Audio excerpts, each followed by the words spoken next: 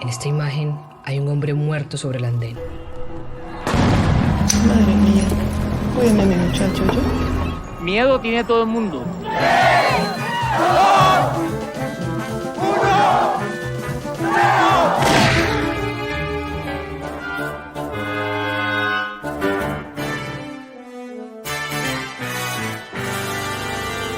La película que haríamos juntos se llamaría Ángel 69. Entonces, ¿qué haces conmigo? He vuelto como un artista. ¿Qué están tratando de esconder? A pesar de que en la casa mi papá no hablaba directamente de su militancia, sus ideales de izquierda estaban impresos en los nombres que nos dio. ¡Nacimos para vencer! La más pequeña luz. Mire, aquí tiene su primera película. Este mundo plagado de imágenes que se matan unas a otras. Muchas veces me pregunto para qué fotografiamos.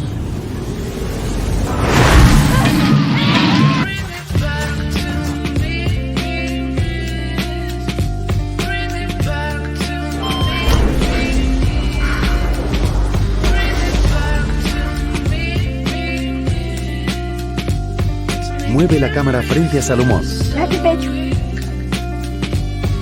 ¿Así está bien? Que Dios te la amo. Que Dios lo tenga en su gloria, weón. El chino se pintaba chimba, weón.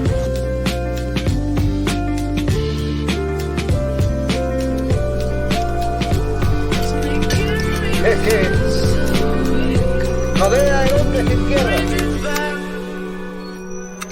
C'était un roman d'amour.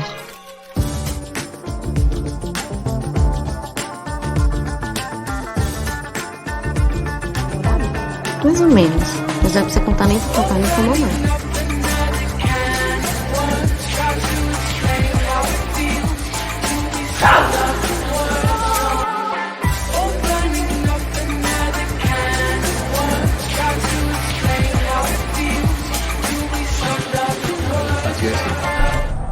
Mi papá nunca me contó que habían matado a casi todos sus compañeros del partido.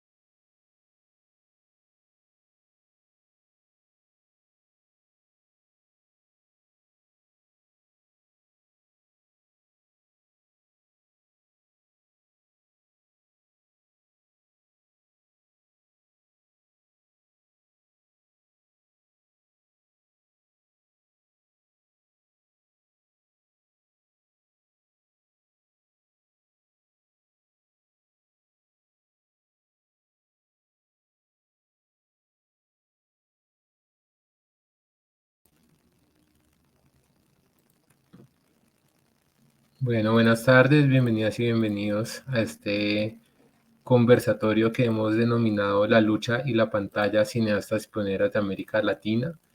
Este conversatorio hace parte de la cuarta edición del ciclo Restaurados. Ese es un ciclo que se hace cada 2 años en la Cinemateca de Bogotá y que busca resaltar el valor del archivo audiovisual, de la memoria audiovisual y de la importancia de preservar el cine a través del tiempo. Tenemos este año una programación que incluye 3 secciones con películas desde los años 20 hasta los 2000 de toda Latinoamérica y de España. Tenemos una sección que se llama Silentes, con películas de los años 20 mudas de Perú, Chile y Colombia que han sido restauradas a una calidad impresionante. La sección Panorama Iberoamericano, que hace un recorrido por distintos proyectos de restauración recientes que han sido llevados a cabo por distintas instituciones y archivos en la región. Y la sección Pioneras, que es la que nos convoca hoy a este conversatorio, que incluye películas de directoras de 3 décadas y países distintos, en los 60, 70, 80 en Brasil, México y Colombia. Y tenemos hoy el placer de tener 4 invitadas muy especiales. Tenemos a Juana Suárez, investigadora archivista colombiana estadounidense, que va a estar moderando la charla, y le doy la palabra a Juana para que presente a nuestras 3 invitadas de hoy. Muchas gracias, Juana, por estar aquí. Gracias a Luis Felipe Agua por la invitación y como siempre un placer colaborar con la Cinemateca de Bogotá. Bienvenidos todas, todos, todes. Más que colombiana estadounidense, soy colombiana radicada en Nueva York. Y esa posición desde donde hablamos siempre es importante y es algo que espero podamos traer hoy. Tengo el gran placer, comenzamos, de presentar hoy a Florencia Romano, Laura Al-Haj y Beatriz Mira, que, como dice Luis Felipe, van a estar hablándonos de cineastas, que más tarde discutiremos peso de esa palabra pioneras y la validez de esa misma palabra. Vamos a estar hablando de obras fílmicas hechas por mujeres, el caso de Helena Solberg en Brasil en los años 60, el contexto de cine mujer y la producción de Beatriz Mira en los años 70 en México, y el caso de Gloria Triana, de quien está programado Pedro Flores, el último documental de la serie Yurupari, por lo menos el último que se hizo en formato fílmico analógico, dirigido por Gloria Triana. Hoy, para una gran variación, porque casi siempre soy yo quien habla de Yurupari, muy contenta de poder presentar a Laura Al-Haj, que ha sido compañera de esta tarea. Entonces, nosotros queremos derivar la conversación a 3 secciones principales. Vamos a ver si lo logramos.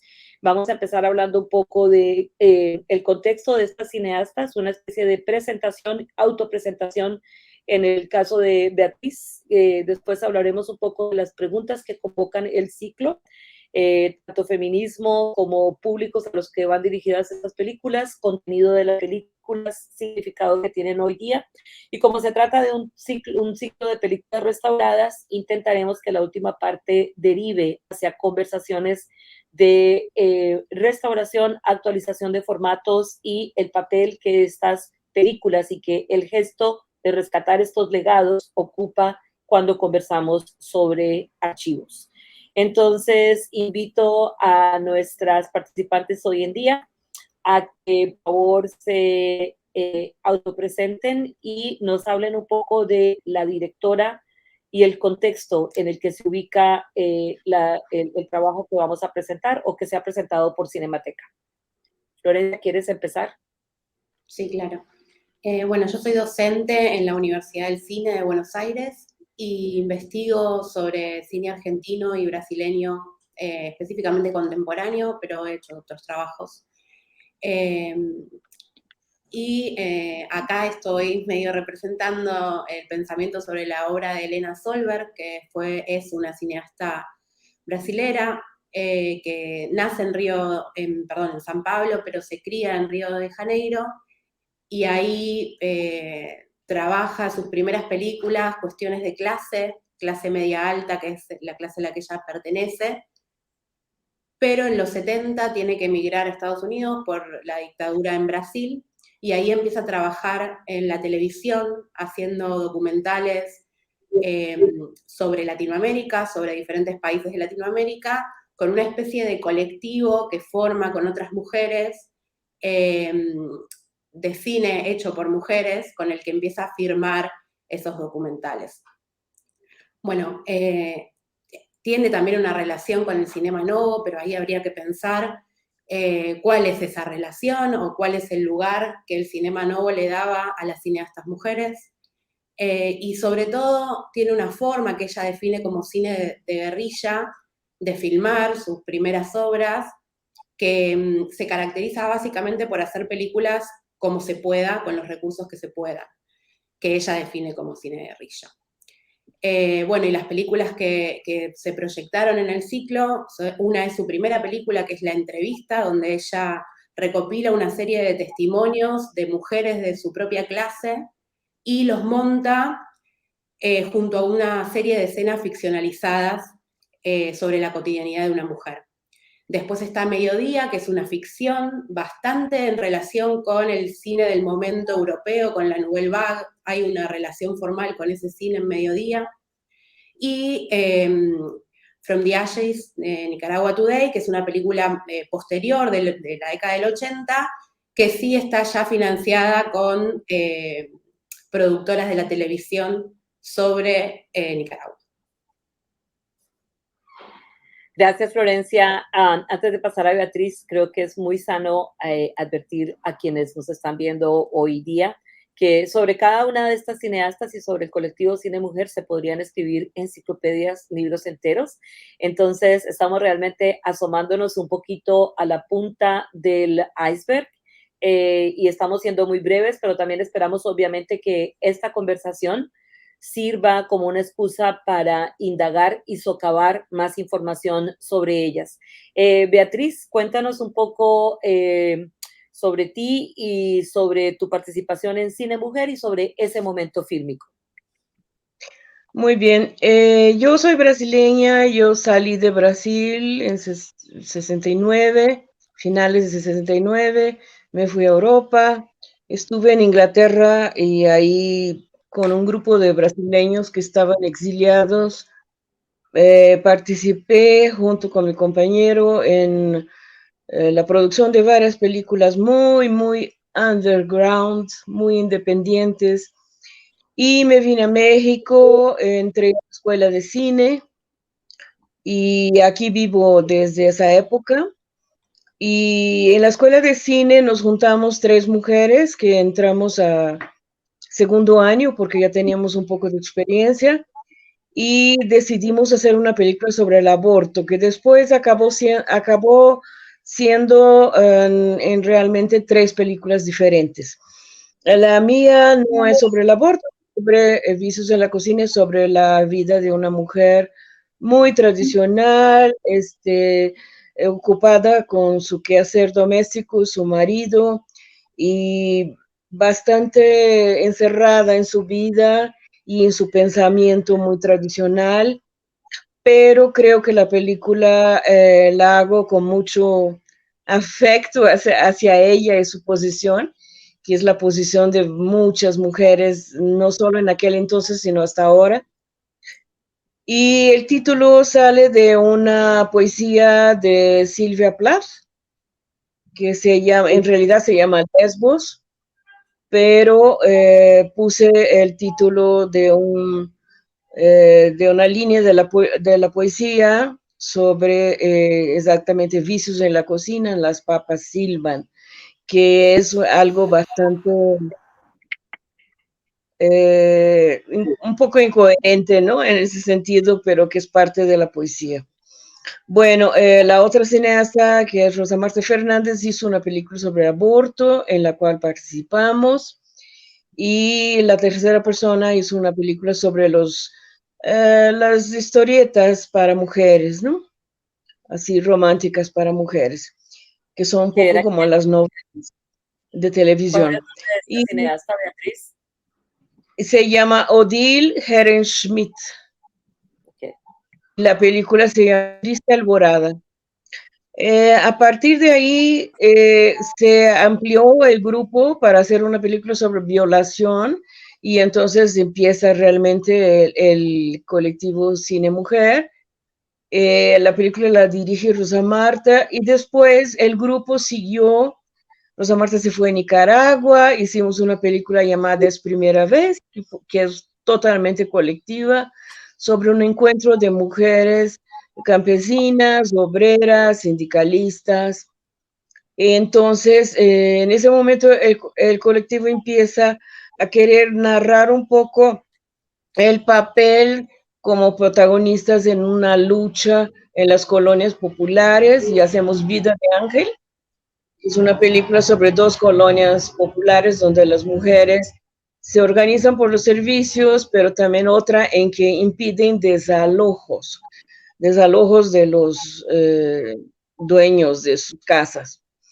Entonces, después se hace una película sobre Yalalac, que es un pueblito en las montañas de Oaxaca, en el cual las mujeres toman la presidencia municipal y ganan una lucha, y en la película hay, como San Ginés hace, una especie de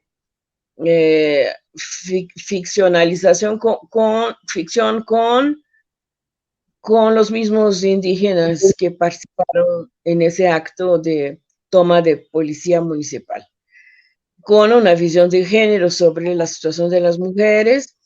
Después se hace una película que se llama Bordando en la Frontera, dirigida por Ángeles Necoechea, sobre las maquilas en el norte de México. No sé si con eso... Sí, yo creo que seguramente vamos a poder tener un poco más de información en la medida que avanza la conversación, pero creo que esto es bastante útil. Antes de pasar a Laura, este ciclo de Cine Mujer, más si se puede dar un marco referencial de tiempo, ¿qué años abarca la producción de Cine Mujer como colectivo?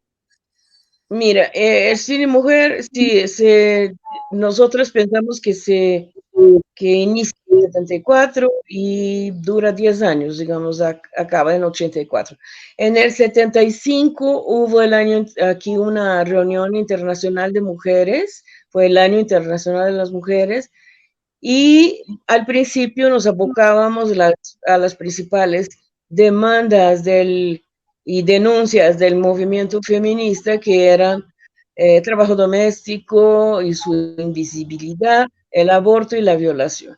Y después, en nuestra etapa, esa especie de registro de las luchas populares en las cuales la mujer participa mucho. Ya, gracias, Beatriz. Bueno, vamos a, Laura, si te quieres presentar, me gustaría mucho que nos aclararas el tema del documental que mencionó Luis Felipe en la presentación y que nos contaras de Gloria Triana y el momento fílmico que le corresponde.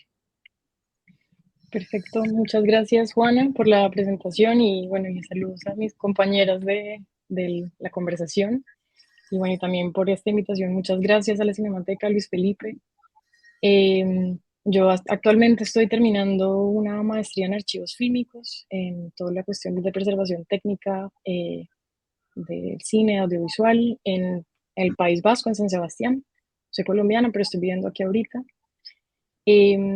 Y creo que me han invitado precisamente porque llevo pues haciendo una investigación que ha volcado, digamos, una gran parte como de mi vida sí, adulta y académica, sobre Gloria Triana, especialmente sobre su trabajo con la serie Yurupari.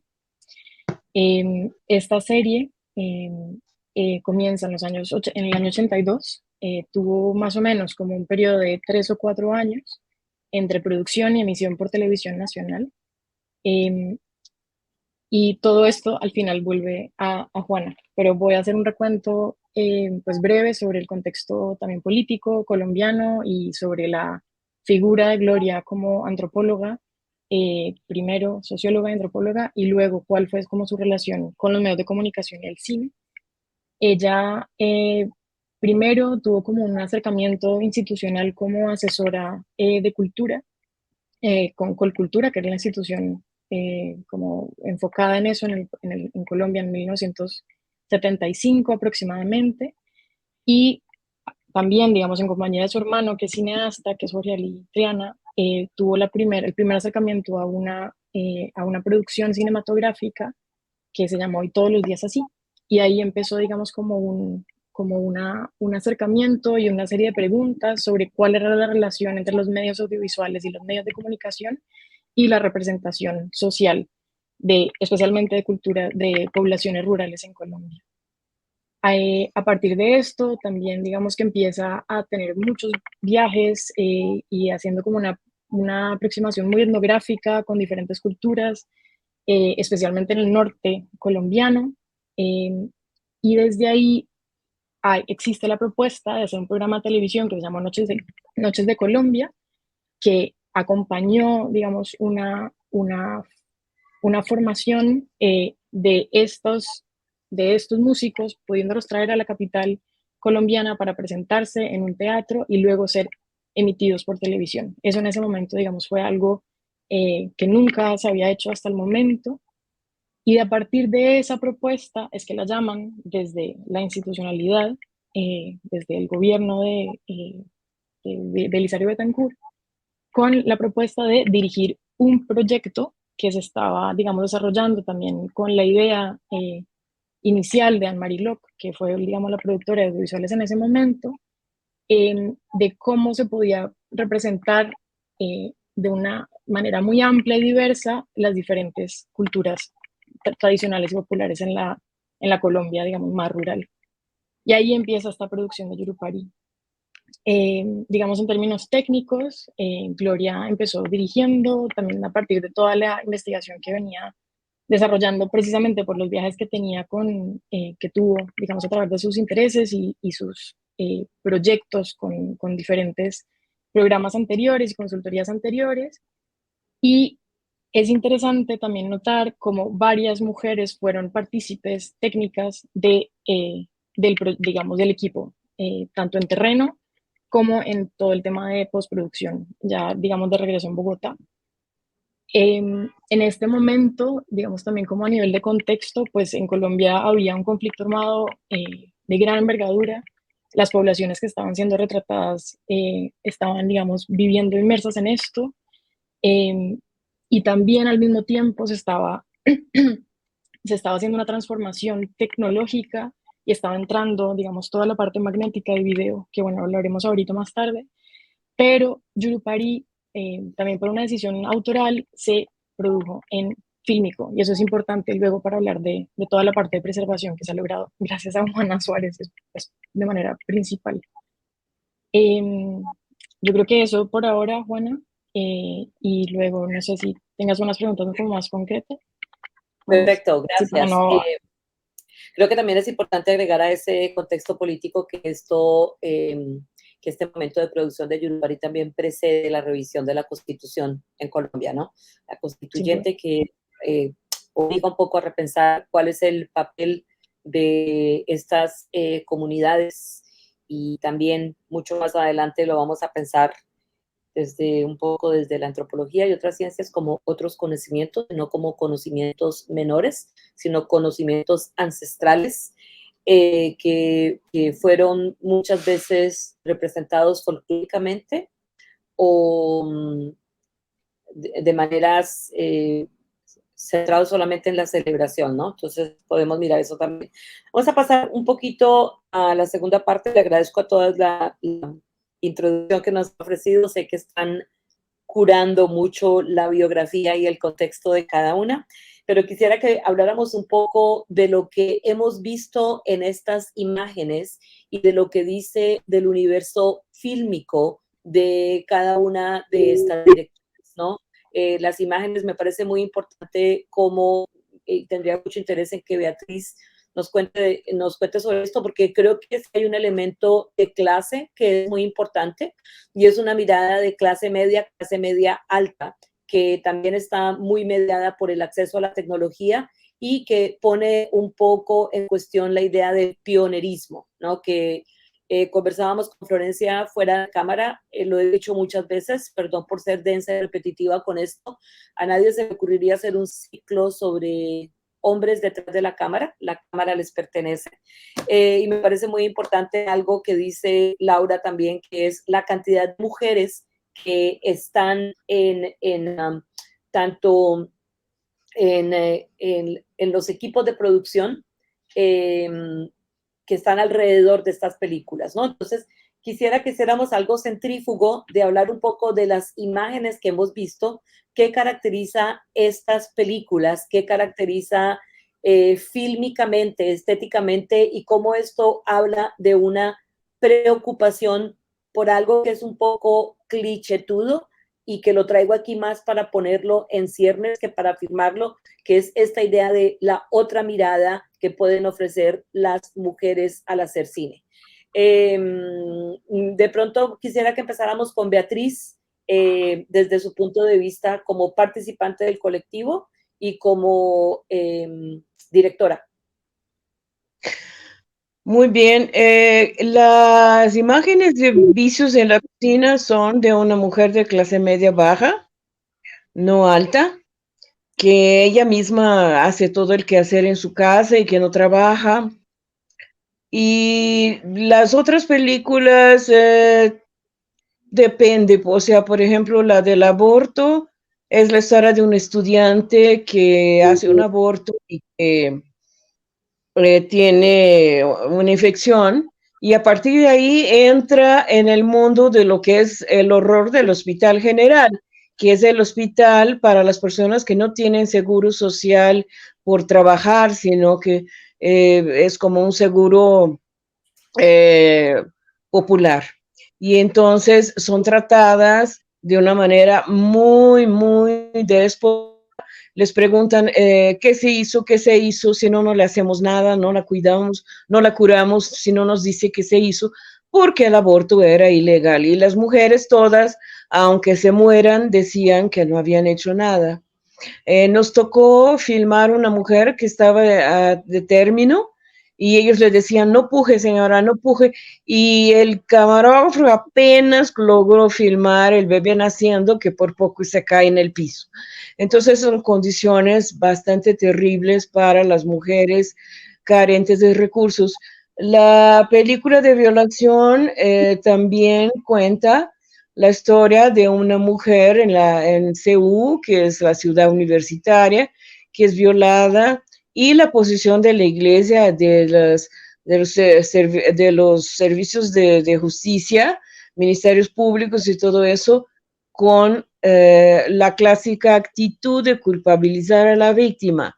Pero también cuenta la historia de una mujer del Partido Comunista que va a una parte de la ciudad donde hay un canal que es de Catapeque, que es una parte totalmente obrera, y que es violada, y que después logra tener la contención y el apoyo de sus amigos y compañeros militantes. Y entonces ella tiene una visión totalmente política de lo que es la violación.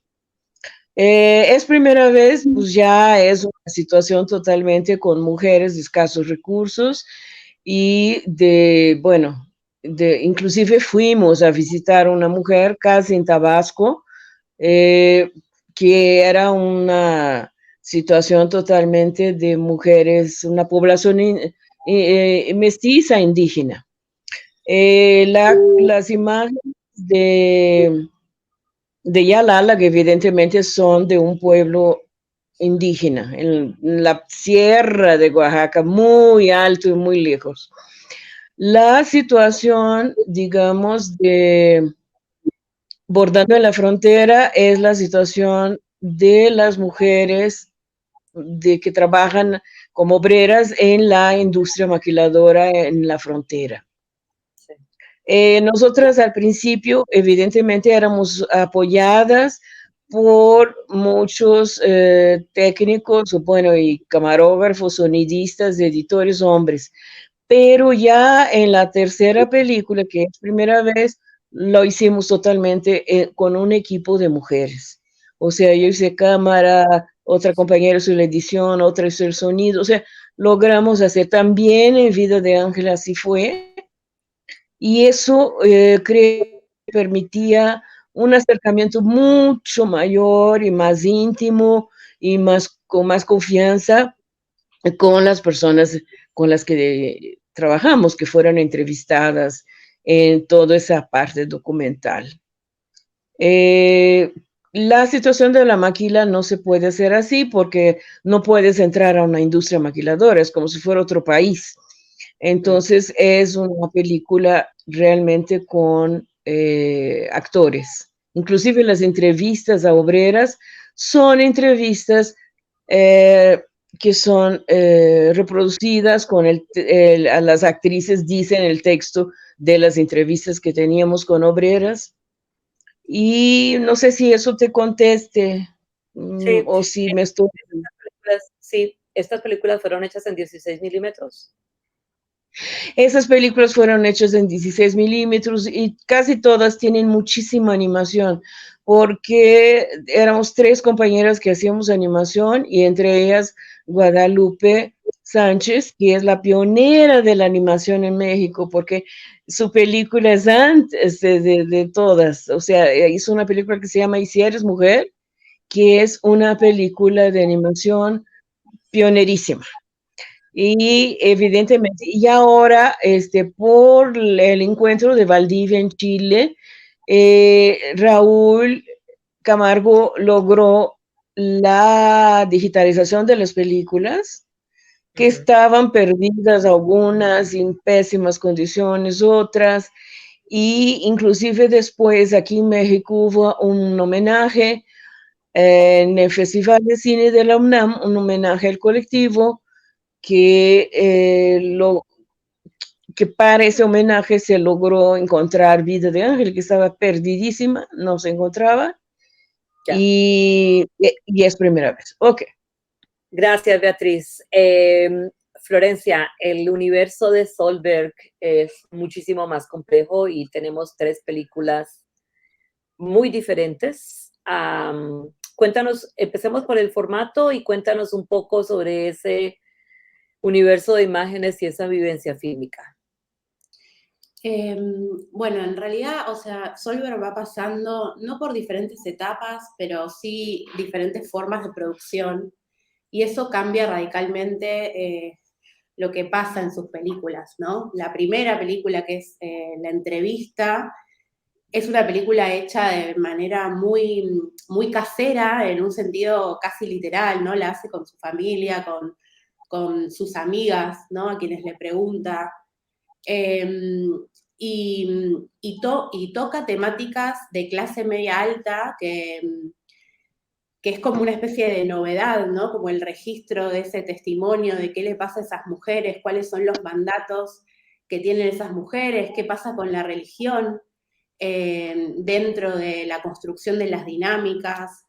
Entonces es una película muy rica porque no solamente toca como algunos temas que se repiten en esta época, en muchas de las películas hechas por mujeres, mismo todas de las que estamos hablando acá, que por ejemplo, no sé, qué pasa con la sexualidad dentro de la cultura machista, o qué pasa con el trabajo doméstico y cómo se reconoce ese trabajo, o cómo no se reconoce ese trabajo, sino que también empiezan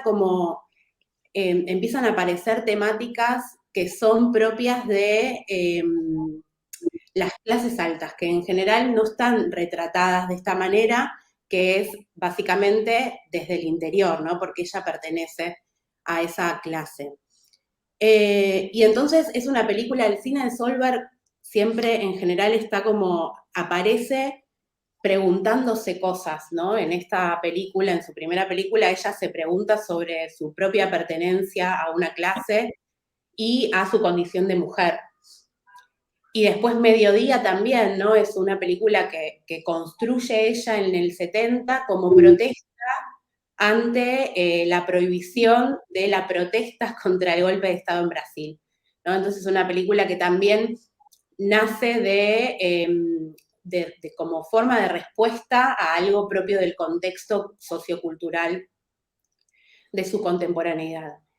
Pero para mí lo más interesante del cine de Solberg es que no trabaja con afirmaciones, ¿no? Son películas que no tienen una respuesta respecto de cómo debería ser el futuro, o qué cosas deberían modificarse para que las condiciones que están dadas de una forma, ¿no? de injusticia en relación a los derechos de las mujeres cambien, sino que es un cine que propone preguntas, propone interrogantes, y que no afirma, no tiene como afirmaciones o respuestas precisas a esas preguntas, que para mí eso es muy interesante porque de alguna manera se separa de los otros cineastas, sobre todo los cineastas hombres del cinema novo, donde sí aparecen certezas en las imágenes, o las imágenes están más en relación a una idea de verdad o de certeza sobre el camino a seguir. Las películas de Solberg no manejan esa certeza, por lo contrario, construyen una serie de posibilidades, pero no terminan de negociar con ninguna, ¿no? Como las exponen y dejan que el pensamiento pueda seguir curso por fuera del cine. Y esto sucede en todo su cine, incluso cuando ella va a Estados Unidos y empieza a trabajar para la televisión, y ella dice que cuando empieza a trabajar en la televisión siente que hay algo de su libertad autoral que empieza a perder. Y sin embargo no, porque cuando ella va a diferentes lugares de Latinoamérica, tiene una forma de encontrar personajes que tampoco tienen esas certezas sobre lo que dicen, que son muy ricos, ¿no? Porque nos invitan o invitan a pensar una forma distinta de estar en el mundo, que es a través de un cuestionamiento total, ¿no? Que también obviamente tiene que ver con los 60 y lo que está pasando cinematográficamente dentro y fuera de Latinoamérica con el cine, ¿no? Esa modernidad cinematográfica que va a estar más en relación con tratar de pensar sobre el mundo que está quedando viejo, pero pensar sobre ese mundo no proponiendo algo en concreto, sino cuestionándolo todo. Y en ese sentido creo que el cine de Elena es muy característico de ese momento y de una forma de estar con las imágenes en constante construcción, ¿no? Como pensar un pensamiento vivo, un pensamiento que habita la contradicción y que no concluye. Sí. Sí, me parece muy importante esta cuestión de las dos primeras películas, ¿no? Que se hacen en un momento tan fértil del cine brasileño, que está tan dominado por figuras masculinas. Si uno ve el documental de Eric Rocha sobre Cinema Novo, aparece una cineasta venezolana en un paneo muy rápido, y es un cine que es muy mesiánico, ¿no? Este es un cine más como señalando cotidianidades, señalando malestares. Incluso cuando hace la película en Guatemala, es un trenzado, como lo llama ella en una entrevista, entre la relación Estado, familia, comunidad, y también pues me sorprende mucho en esa película desde ya la atención al material de archivo, ¿no? Bueno, para adelantar un poco, vamos con Laura, a ver si alcanzamos a llegar al tercer paradigma que habíamos propuesto, al menos brevemente. Laura. Sí, perfecto. No, y también muy interesante escucharlas también como para empezar a ver como esas diferencias, pero también como similitudes. En el caso de Gloria Triana con Yurupari, pues tiene un tinte distinto, ya que esta producción fue comisionada y fue producida para televisión. Y ahí digamos que ya empieza, ¿no?, a ver como otra propuesta, aún con ciertos rasgos autorales, pues también tenía que responder a una necesidad del cual, ¿no?, de la naturaleza que le estaban solicitando. Digamos que yo creo que para mí, o sea, rescataría por lo menos en esta conversación como algunos puntos, y es que, o sea, la propuesta de Yurupari también la logró, digamos, llevar a cabo Gloria precisamente porque había hecho investigación y ya tenía contactos y redes y amistades en las poblaciones con las que fue a trabajar posteriormente cuando fue a grabar, y yo creo que eso es fundamental también para hacer una propuesta con una aproximación y una generación de confianza distinta antes de llegar a un territorio rural desde una capital como lo era Bogotá. Aparte de eso, es interesante ver cómo Gloria fue encontrando una forma una forma narrativa donde la misma fiesta le estaba dando ese inicio, ese medio y ese final para poder contar, digamos, cómo se estaba relacionando con estas poblaciones a través de la cámara. Precisamente porque lo que al final fue desarrollando, tal vez de manera consciente en algunos momentos y tal vez de manera muy experimental con su equipo de trabajo, fue un lenguaje de antropología visual que en ese momento también tuvo muchas capas digamos, en la recepción del público, porque no se entendía muy bien qué era lo que se estaba proponiendo. Por un lado, decían, digamos, el público más académico, más antropológico, decía que esto no era una investigación, digamos, suficientemente seria, porque no tenía el rigor metódico, ¿no?, de poder ir como punto a punto y profundizar en lo que se estaba mirando y también en complejizar cuál era la relación con la cámara llegando a estas poblaciones. Pero por el otro lado, también desde desde el medio más artístico y más cinematográfico, pues cuestionaban por qué la mitad de los recursos y de la financiación para poder lograr esta producción venía del fondo Focine, que era, digamos, este fondo público que estaba financiando la mayor cantidad de producción cinematográfica de ese momento, precisamente porque el lenguaje era televisivo o respondía a un cierto canon televisivo de la época. Sin embargo, digamos que con esta capa de incomodidad y crítica que recibió Yurupari, es muy interesante y también, ¿no? Como que creo que también por eso como que comenzó esta fascinación para mí de ahondar en la serie, y es que al mismo tiempo empezó a recibir un gran rating de televisión desde, digamos, la población más amplia, más general en Colombia, también porque en esta transición y digamos, en este desarrollo tecnológico que se estaba dando hacia el video, empezaron también a aparecer los canales de televisión regional en Colombia, lo que permitía que las personas que estaban siendo retratadas a través de Yurupari se empezaran también a ver a ellas y a ellos mismos en una pantalla. Y eso, como también estaba comentando Juana, pues eso también fue importante precisamente para generar un contexto, una antesala, para luego llegar a lo que fue pues toda la constituyente y la consolidación de la Constitución del 91 en Colombia, que fue la primera vez que se planteó, digamos, un país, o sea, que se reconoció a Colombia como un país multiétnico, diverso. O sea, hasta ese momento habíamos tenido una constitución que duró sí, más de 100 años, donde esto, digamos, era casi inviable presentarlo desde una mirada institucional. Entonces, tal vez como para bajarlo y para no tampoco alargarme mucho, ahí tomo como 2 capítulos que tal vez quisiera como rescatar.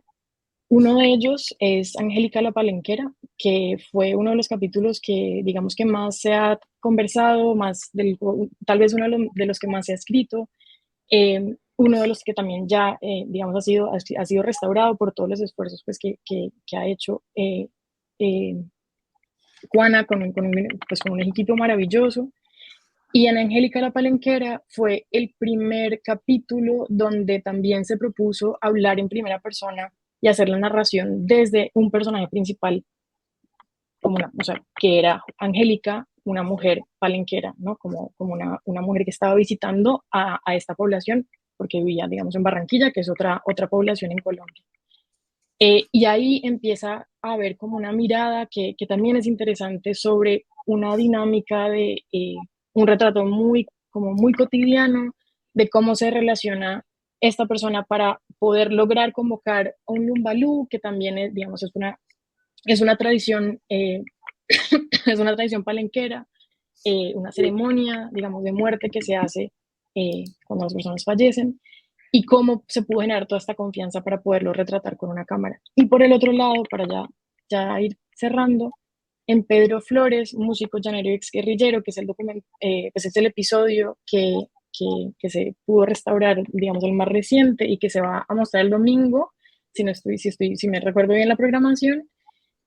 También es interesante ver cómo aún siendo Pedro, digamos, el personaje principal, que es un cantante llanero que tuvo, digamos, una gran trayectoria y lucha política en los años 50 con las guerrillas liberales, hay un enfoque muy interesante en la hija de él, que en ese momento tenía 14 años, que se llama Elda Flores, que ahorita es una cantautora pues también muy reconocida, sí, como en diferentes sectores, y no solamente ella, sino como la relación de ellos como padre e hija. Y eso también, digamos, que creo que contribuye como una mirada que estaba proponiendo algo también desde la relación de Gloria con estas personas. Bien, se nos está acabando el tiempo y perdimos a Beatriz. Esperemos que se pueda volver a conectar. Se nos van a quedar muchas preguntas importantes. Hay una pregunta sobre a qué públicos apuntaban. Quiero más bien, qué bien que estás de vuelta, Beatriz. Quiero más bien como aunar un poco esa pregunta. quiero aclarar algo de Yurupari que me parece muy importante, que en Yurupari algo que es muy problemático es que hay muchas cosas que son coreografiadas, ¿no? Que también tienen un valor positivo, y es que Gloria tiene un gran énfasis en mostrar la educación que está pasando al interior de las comunidades por pasar la tradición, pero que también al espectador en cierto momento le molesta porque muchísimas cosas son realmente coreografiadas, ¿no? También responde mucho pues a la manera de hacer documentales de los años 80, esta idea que existía de darle la voz al subalterno. El subalterno siempre tuvo voz, lo que no tenía era la tecnología. Eso lo cambia un poco el soporte magnético y mucho más la tecnología digital, donde ya podemos hacer una película con un teléfono, con un flip, con una tableta, etc. También me corrijo, en el documental de Eric Rocha, la cineasta, la única cineasta que aparece es la venezolana Margot Benacerraf, en un pequeño paneo, pero es un documental que, aunque lo quiero mucho, muestra mucho cómo ese mundo del cinema nuevo también es un mundo de hombres. Entonces yo creo que una pregunta que es aquí valiosa sobre públicos, en relación a públicos y el archivo, es ¿qué valor tiene traer estos pasados al presente? Que es en gran medida, primero, tener en cuenta que archivamos no solamente el pasado. Esto es como hay una cantidad de gente hablando de archivos como si el archivo, está de moda hablar del archivo de una manera muy clichétuda, como si el archivo siempre fuera algo organizado, que está ahí críptico, estático, solamente para removerlo de los estantes. Los que trabajamos con archivos sabemos que el archivo no es eso. El archivo es un gran desorden y es un gran rompecabezas de piezas que tenemos que poner juntas. La producción de Cine Mujer y de estas dos mujeres lo ejemplifica, porque estamos hablando de archivos que estamos conservando, de archivos que nos hacen pensar que conservamos una historia muy fragmentada de las mujeres, con archivos y colecciones muy segmentadas. En el caso de Solberg ha sido casi una proeza. Solberg, en una entrevista con Fabio Andrade, un maravilloso estudiante de la universidad para la que trabajo, la Universidad de Nueva York, dice que quedó mucho material que no se utilizó y que se podrían haber hecho muchísimas películas con los materiales que sobraron de la entrevista. ¿Qué pasó con esos descartes? ¿Dónde están esos materiales? En el caso de Cine Mujer, lo que estamos viendo es una digitalización sin restauración, como nos cuenta Beatriz, un poco un milagro entre confabulación de países, y casi nunca entendemos que estos procesos son muy caros y muy difíciles de hacer. A veces encontramos estas copias ya muy averiadas. En el caso de Yurupari, pues ha sido realmente una odisea. Son muchísimos documentales, le hemos dado mucho protagonismo a Gloria Triana, pero como decía Laura, son muchísimas otras mujeres que también participan como cortadora de negativo, Eda Frade, montajista, Madi Samper en algunos de ellos, la productora ejecutiva fue Anne-Marie Stock, etcétera. Fueron documentales producidos por el Estado a los cuales deberíamos tener mayor acceso en este momento, si estamos hablando de para qué traemos ese pasado al presente. Entonces, me parece muy importante pensarlo desde el punto de vista de la función del archivo. Las de Solberg han sido dos de ellas restauradas por una iniciativa de William Plotnick, también es ex estudiante de la universidad para la que trabajo, es estudiante mío, y la maravillosa Laura Batucci de Brasil. Pero entonces me parece muy importante como pensar, porque en Colombia también tuvimos un colectivo que se llama Cine Mujer, y en los dos casos tener acceso a las películas es muy difícil. Usualmente como archivistas enfrentamos una pregunta que es, pero ¿por qué simplemente no digitalizan eso y hacen un repositorio para que todo el mundo tenga acceso? Que es casi una pregunta que nunca hacen sobre las preguntas de las películas de los hombres, por un lado. Y por otro lado, los otros materiales, ¿no? Fotografías, tratamientos de documental, guiones, descartes de las películas, etcétera. ¿Qué visión tenemos en estos 4 minutitos que nos quedan sobre lo que estas producciones nos dicen sobre la complejidad de los archivos sobre trabajos de mujeres? Y doy la palabra a la que quiera hablar. Yo quería hablar pequeña cosa. Es que entre las películas que se digitalizaron para Chile, para Valdivia, está una película que es también del colectivo, ahora la consideramos, que se llama No es por gusto. Es una película sobre prostitutas, prostitución, muy baja en lugares realmente las prostitutas más pobres y que todo el tiempo van presas y encarceladas. Y la película está hecha con un gran acercamiento a esas mujeres, una gran confianza, una gran intimidad. Y creo que qué bueno que también fue digitalizada y es de Mari Carmen de Lara y de María Eugenia Tamés y se llama No es por gusto. Sí. Claro, estamos en que estas películas están digitalizadas, todavía tenemos el desafío de restaurarlas un poco. No, yo no soy muy inclinada a que la restauración tiene que ser la super glossy restauración digital, pero mejorar el sonido, etcétera, y recuperar materiales de cine mujer, ¿no? Recuperar los otros materiales, historia oral, entrevistas con Guadalupe, con Mari Carmen, con Marcela, contigo, etcétera. Laura y Florencia, ¿tienen algún comentario en relación sobre esta articulación o desarticulación de los archivos de mujeres a partir de estas películas?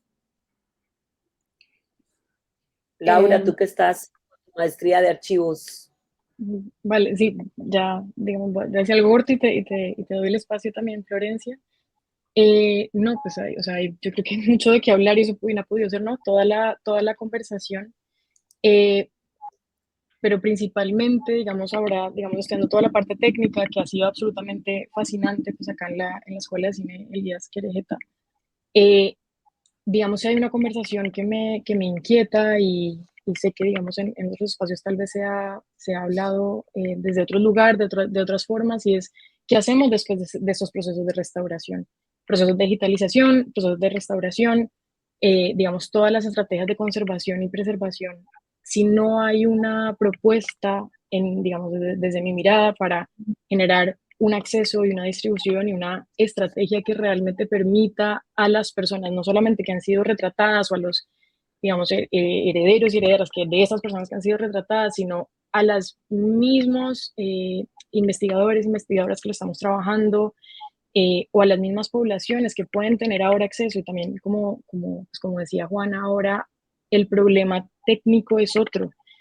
Y precisamente poder intervenir y poder generar estrategias creativas a partir de estas nuevas lecturas, pues puede también permitir otro tipo de narrativas contemporáneas. Al poder introducir, ¿no? Como estas miradas que han sido subrepresentadas, no solamente desde una mirada, digamos, de diferentes mujeres, sino también de poblaciones, temáticas, niveles socioeconómicos, estamos abriendo la posibilidad de poder tener una pluralidad más amplia y una conversación más diversa de la que tenemos actualmente. Y también precisamente poder como ahondar y explorar cómo se pueden generar propuestas de intervención, de obras derivadas, qué significa crear también un archivo y cómo estamos considerando los archivos, para quiénes estamos restaurando estas diferentes películas, episodios. Hay unas preguntas que yo creo que hay varias personas que las han hecho, que no las estamos haciendo, hay personas, por supuesto, que están proponiendo además, pero por el otro lado, tal vez desde una mirada muy institucional, que es la que normalmente tiene los recursos para poder llevar a cabo esos procesos, desde una mirada, ¿no? Como aquí propositiva, hay queda un poco corto y limitado hasta la restauración. Yo siento que la restauración es un punto de inicio y no un punto final. Yo lo veo un poco diferente, ¿no? Yo pienso que hay que prestar atención por completo a toda la gestión de colección y entender que la digitalización, la transferencia digital, es solamente un paso en esa gestión de colección. Y la función de esa gestión de colección, en últimas, es el acceso de los materiales. Tenemos aquí películas sobre el aborto, que es un tema que nos sigue afectando y que no nos tiene que afectar solamente a las mujeres, que yo creo que es donde está el problema de... primero, estas no son directoras que son pioneras, ya retoman un camino que ha sido empezado por otras mujeres, que sigue permeando la manera como las mujeres, los temas que nos ocupan, pero que también deberían preocuparle a los hombres. Cuando estamos embarazadas, no nos embarazamos solas. Temas como el aborto tienen que preocuparle al hombre y a la mujer y a todas las otras categorías de género que existen. Pero yo sí creo que esta cuestión, la parte quizás la parte más cara de todo ese proceso de gestión de colecciones, la digitalización. No se pueden seguir concibiendo procesos de recuperación de estos materiales sin pensar claramente desde el comienzo cuál va a ser el acceso justo que se da a estos materiales para que puedan volver a circular, no solamente para investigadores, sino para públicos generales, ¿no? También descentrar esto un poco de la academia, para públicos generales, no solamente para artistas que quieren intervenir de una manera muy cute en material para películas para festivales o para académicos como nosotros que necesitamos investigar, sino para públicos generales y enseñar, porque siempre también enmarcamos todo lo de las mujeres en la lucha y la pantalla. Pensar un poco también en el goce de hacer cine y el goce de estos procesos y el goce de poder volver a ver los materiales. Voy a dejarle la palabra final a Florencia sobre cómo ves esta cuestión de la recuperación del archivo de Solberg en relación a la manera como estamos archivando legados de películas hechas por mujeres. Y con esto vamos cerrando. Te doy unos 2 minutos, si te parece. Dale, perfecto. No, retomando un poco lo que decía Laura y lo que decías vos, Juana, recién, a mí me parece súper interesante cómo estos materiales que aparecen y se empiezan a visibilizar reescriben de alguna manera la historia del cine, cómo nos permiten repensar la historia que aprendimos en las instituciones y en los libros. Y en el caso de Solberg, cómo de alguna manera pone en evidencia elementos que no estaban en la agenda del Cinema Novo y que sí estaban en la agenda de Solberg y de todas las cineastas que la acompañaron en la producción y que estuvieron en ese momento presentes, pero que ahora se hacen más visibles. Y en ese sentido, lo que decía Laura, ¿no? De cómo se reconfigura la narración o las narraciones se reconfiguran a partir de estos materiales, es lo más interesante, ¿no? Pensar, bueno, cómo podemos reescribir lo aprendido a partir de estas películas. Y un poco lo que hablábamos con vos, Juana, fuera de esta charla un rato antes, de esta frase tan repetida de alcanza con escuchar a las mujeres. Bueno, un poco esta idea, ¿no? Como que se abren estos nuevos espacios de escucha que nos permiten repensar con imágenes que vienen del pasado toda esa historia y también nuestro presente. Bien. Pues me parece que hay un material muy rico aquí y ojalá pensemos no solamente en activar las películas, en dar acceso más justo y más transparente. Esta es una gran invitación en el caso de Yurupari. Para la gente todavía no es claro, después de 8 años de haber empezado este proyecto, cómo pueden acceder a las imágenes y a segmentos de Yurupari, una producción que fue hecha con fondos del Estado en los años 80, que pertenece a los colombianos. Y también pensar cómo activar no solamente las películas que estamos viendo, sino el compendio de lo que es el archivo, lobby cards, guiones, materiales y cómo volverlos a reunir, porque están muy dispersos. Esa figura que está en la entrevista de Fabio Andrade con Solberg, de haber encontrado una copia de la película en una alacena en Italia, es muy diciente, ¿no? Es muy diciente que sea en algo tan doméstico como una alacena. Cómo sacar esto de un ámbito tan doméstico para públicos generales, donde, como dice Laura, podemos ofrecer todas esas nuevas lecturas. Les agradezco mucho, primero que todo, por el trabajo que hacen sobre mujeres, su participación hoy día. Y de nuevo, muchísimas gracias a la Cinemateca. Nos vemos en 2 años. Esperamos que para entonces haya mucho más trabajo de mujeres recuperado.